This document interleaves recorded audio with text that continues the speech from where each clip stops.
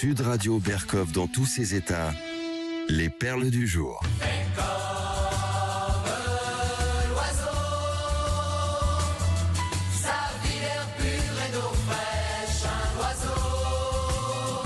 Et de quoi sa vie, effectivement, un député à la fille aussi, de poésie, voilà.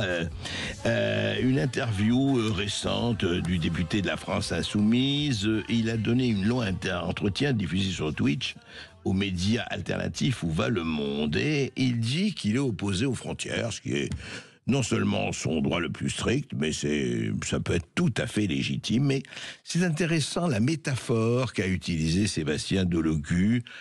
Écoutez. Bon, moi, je suis entre guillemets un peu contre les frontières. Pourquoi ? Parce que j'aimerais que les gens ils puissent aller où ils veulent, dans n'importe quel pays dans le monde. C'est comme les oiseaux. C'est comme si les oiseaux, à la fin, ils volent et d'un coup, tu as un grillage. Ah, frérot, tu n'as pas le droit de sortir de là. Tu peux pas aller dans l'arbre en face. Excuse-nous, c'est pas la France. C'est un peu bizarre. Eh oui, c'est un peu bizarre. Effectivement, comme ça, on dirait, mais il a raison, Sébastien Delogu. Enfin, les oiseaux, on va pas leur dire arrêtez là, c'est pas possible, parce que tu peux plus passer, tu peux pas faire de grillage. Le problème, simplement, cher Sébastien Delogu, c'est quand ils sont 500 millions et plus d'oiseaux. Vous savez, quelqu'un a fait récemment une étude sur le droit d'asile, sur les lois et les conditions de droit d'asile. Eh bien, savez-vous combien serait accessible et absolument acceptable en tant que droit d'asile selon les lois françaises? Eh bien, vous avez 500 millions de personnes dans le monde. Très bien. Alors donc, on fait comment, en fait? Et puis, vous parlez d'oiseaux. Oui, mais il y a oiseaux et oiseaux, vous le savez. Et il y a les buses. Alors, est-ce qu'on va accueillir des buses? Est-ce qu'on va accueillir des rapaces? Est-ce qu'on va accueillir des cacapos? C'est le cacapo, l'oiseau le plus bête du monde. Le problème, c'est encore une fois un problème d'équilibre. Vous parlez comme si ça n'existe pas, comme si le réel n'existe pas, il y a un narratif. Et bien sûr que tout le monde, il est beau, tout le monde, il est gentil, tout le monde, il est généreux. C'est beau, c'est grand, c'est généreux, la France. Mais à quelles conditions et comment ?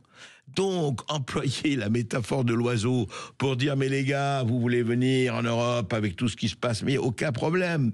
Table ouverte !» Sans penser quand même que tout le reste pour les pays en voie de développement, pour les pays émergents. Et deuxièmement et surtout, enfin, écoutez, soyons sérieux. Qu'est-ce que ça veut dire ? Ça veut dire que quand il y a 500 millions de gens qui amènent, c'est la misère pour tout le monde, y compris pour eux.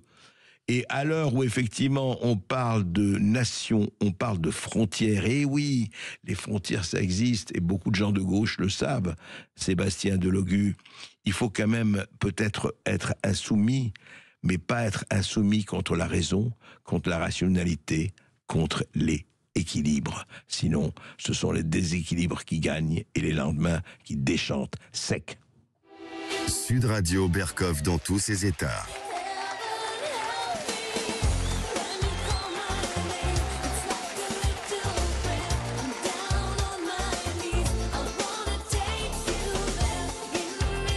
Oui, Like a Prayer de Madonna, Like a Prayer, effectivement. Alors oui, l'accord entre le cessez-le-feu entre Israël et le Hamas est entré en vigueur. Les otages seront bientôt libérés. Le cessez-le-feu va-t-il fonctionner ? Tout le monde l'espère. Mais voilà, avec près des négociations énormes, effectivement, 15 mois de guerre, on sait tout ce qui s'est passé depuis un certain 7 octobre 2023. Donc, avec l'aide de Trump d'un côté, de Biden paraît-il de l'autre, le Qatar, l'Égypte et les États-Unis, ils ont arraché cet accord. Alors je rappelle ce que c'est. Dans une première phase étalée sur 6 semaines, les hostilités doivent cesser. 33 otages israéliens doivent être libérés en échange de 737 prisonniers palestiniens. Trois jeunes femmes ont été libérées hier, effectivement, et puis il y a 2 otages franco-israéliens seraient sur la liste. On n'a pas évidemment des détails, comment ça va se passer, le tout sur vraiment un contexte d'horreur, de drame, et qui est quand même terrifiant que cette chose dure encore. Nous avons avec nous, justement, on voudrait en parler, Aurélie Assouline, qui est adjointe au maire du 17e arrondissement de Paris. Et vous êtes présidente du collectif du 7 octobre. Bonjour Aurélie Assouline. Bonjour Aurélie. Bonjour. Dites-moi alors, qu'est-ce que vous pensez? Alors 3 personnes, évidemment 3, c'est pas beaucoup, hein. Il en reste, je crois, plus d'une centaine, 130 à 137. Que vous inspire ce qui s'est passé hier?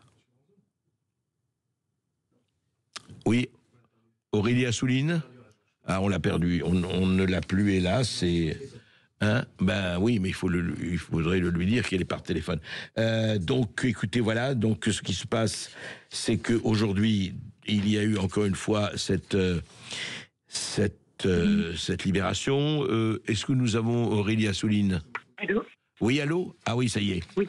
Vous avez perdu, on vous écoute. Oui, on vous entend bien, Aurélie Assouline. Allez-y. Ah. Oui, allô? Bonjour. Allô? Oui, bonjour. Vous m'entendez là? Alors, je vous entends en double, mais je pense que je sais pourquoi. Allô? Est-ce que vous avez mis le haut-parleur? C'est parfait. Non, c'est bon. Je vous entends. On arrive à régler les problèmes techniques. Voilà. Quelquefois, il y a des problèmes techniques, mais devant l'importance de l'événement, c'est pas grave, ça. Je vous demandais, Aurélie Assouline, que vous inspire cette libération de ces 3 jeunes femmes?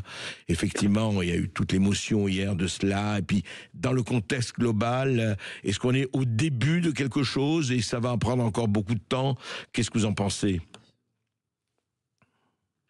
Allô? Ah bah écoutez, non, je crois que ça ne va pas. On vous a encore perdu. Bon, bah écoutez, on va passer à un autre sujet. Ce qu'on peut peut-être préciser, André, oui.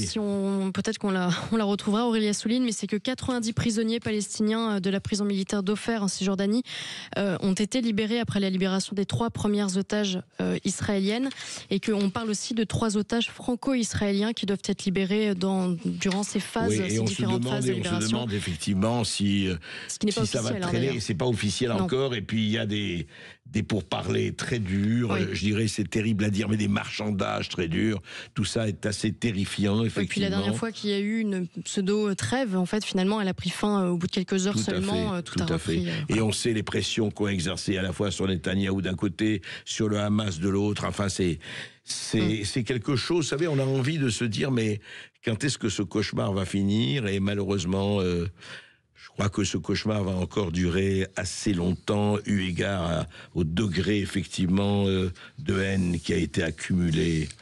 Mais on va parler peut-être d'autre chose. On va peut-être parler, oui, du pass culturel. Sud Radio Berkov dans tous ses états.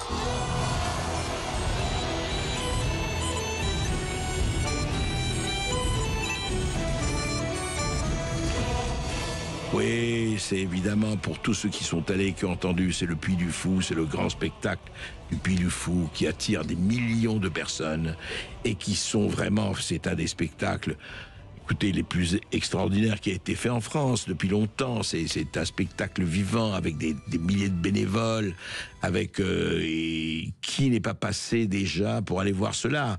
Quelles que soient vos opinions politico, éthico, culturelles et autres, le Puy du Fou, c'est quand même est devenu une institution, et quelle institution. Mais alors justement, il y a, vous savez, quelque chose qui s'appelle le pass culture. Le pass culture pour permettre aux jeunes, effectivement, d'être réduits et d'y aller. Mais... il y en a un qui est exclu du pass culture. Écoutez ce que disait la députée Anne Sicard, qui a dénoncé un certain refus. Écoutez Anne Sicard. La société du pass culture que vous représentez, une SAS de 180 salariés, financée à 90% sur fonds publics, incarne jusqu'au tragique la dérive bureaucratique et budgétaire d'un État qui mène grand train au mépris du contribuable français. Avec un siège social hors de prix situé dans un des quartiers les plus huppés de Paris, une masse salariale qui avoisine les 11,3 millions d'euros pour l'année 2023 et des frais de communication qui ont explosé pour 524 000 euros. Le résultat, c'est un dérapage des dépenses qui avoisine les 300 millions d'euros et qui fragilise les budgets alloués à la restauration du patrimoine ou au spectacle vivant. À propos du spectacle vivant, et je conclurai par là, c'est le grand échec du pass culture avec un taux ridiculement faible de moins de 2% des dépenses. Mais surtout, c'est l'illustration d'un véritable scandale, celui d'une mise au ban d'un complexe d'art vivant exemplaire comme le Puy du Fou. Oui, tenez-vous bien, chers collègues, le Puy du Fou, pourtant sacré meilleur spectacle au monde, a été écarté du pass culture alors qu'il avait déposé une demande au titre du spectacle vivant. Pourquoi une telle éviction, Monsieur Cavalier? Oui, pourquoi? Pourquoi? Je ne sais pas ce que M. Cavalier a répondu. Enfin, c'est hallucinant quand même. Qu'est-ce qui fait, encore une fois, nous l'avons vu avec Musk, nous l'avons vu avec ce qui se passe dans ces polémiques sur X et autres. Qu'est-ce que c'est que ces deux poids, deux mesures? Mais est-ce qu'on va en finir un jour avec ces... Ah oui, ça c'est le bon spectacle, on peut y aller avec, je rappelle, évidemment l'argent de contribuable, tout ça c'est le pass culture, c'est nous tous qui payons ça. Mais en fonction de quoi on choisit? Mais c'est hallucinant. Voilà, le Puy du Fou, c'était 2,8 millions de visiteurs en 2024. 2,8 millions, près de 3 millions de visiteurs en 2024. Au nom de quoi on refuse, on accepte? Il y a la fête de l'humanité, ça fait partie du pass culture, et c'est très bien. Et pourquoi le Puy du Fou fait pas partie? Pourquoi? Parce que c'est pas correct.